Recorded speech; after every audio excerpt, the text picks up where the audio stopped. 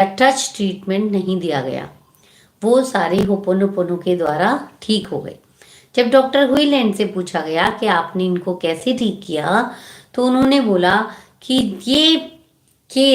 ये हॉस्पिटल के पेशेंट मेरी लाइफ में आए तो कहीं ना कहीं मेरी फ्रीक्वेंसी, मेरे डेटा में कुछ कमी होगी, और मैं उसको क्लीन कर रहा था।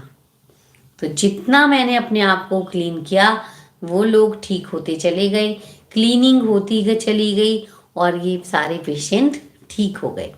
क्योंकि एनर्जी लेवल पर हम सब एक हैं। अगर हमारे सामने कोई आ रहा है, हमारे सामने कुछ अच्छा नहीं आ रहा है, तो वो हमारी कैपेसिटी है कि हम उसको फील कर सकें। कितनी बार आपने देखा होगा कि आप रोड पर जाते हो और भिखारी दिखाई देते हैं। किसी को गुस्सा आता है, किसी को फर्क नहीं पड़ता, किसी को दया आती है, वो पैसे भी देते हैं, चीज़ भी देते हैं, और किसी को कोई फर्क नहीं पड़ता, किसी को कोई कंप्लेंट करता है ये लोग क्यों हैं। क्योंकि सबका इमोशनल पैटर्न अलग होता है। अब हम जिसका जैसा पैटर्न है वो सिचुएशन पर वैसा रिएक्ट करेगा। जैसे 26/11 को जब बॉम्ब ब्लास्ट हुआ था ताज होटल में मुंबई में, तो किसी को, क्या सब लोग दुखी हुए थे? नहीं हुए थे ना। सब लोग दुखी नहीं हुए होंगे, क्योंकि सबका इमोशनल पैटर्न अलग होता है। कोई बोला होगा चलो भाई पार्टी करते हैं, कोई बोला होगा चलो पूजा पाठ करते हैं, समय खराब है, कोई बोला होगा अरे ये तो ऐसे होता रहता है, कोई बोला छोड़ो हम तो मस्ती करते हैं। तो जिसका जैसा पैटर्न है उसने वैसे रिएक्ट किया होगा, राइट।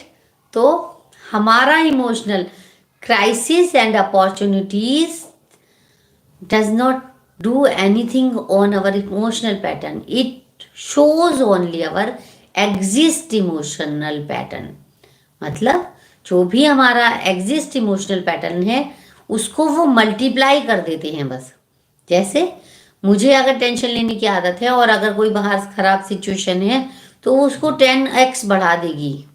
मुझे मेडिटेशन करने की आदत है और अगर कुछ बाहर खराब चल रहा है तो मेरी मेडिटेशन करने की आदत और बढ़ जाएगी कि सिचुएशन ठीक नहीं है, चलो मेडिटेशन करते हैं। या कुछ अच्छा है तो चलो धन्यवाद करते हैं, मेडिटेशन करते हैं।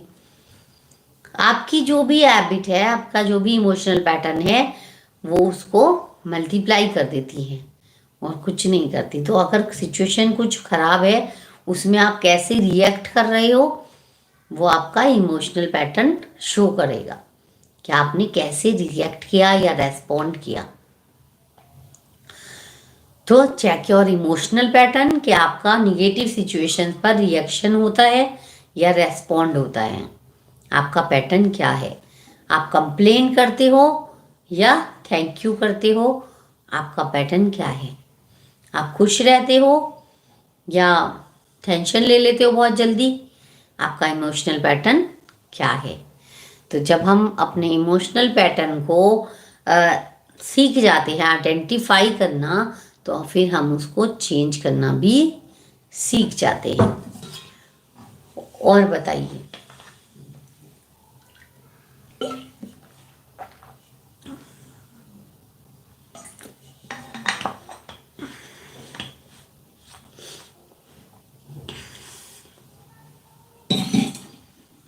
चलिए अभी थोड़ी सी होपोनोपोनो करते हैं। बताइए कौन से इमोशन को हील करना है आपको? कोई भी, जो दो लोग हैं वो ही बता दें आपको क्या फील कर रहे हो अभी। कोई सी फीलिंग है जिसको आप अपनी लाइफ से हटाना चाहते हो या उसको हील करना चाहते हो?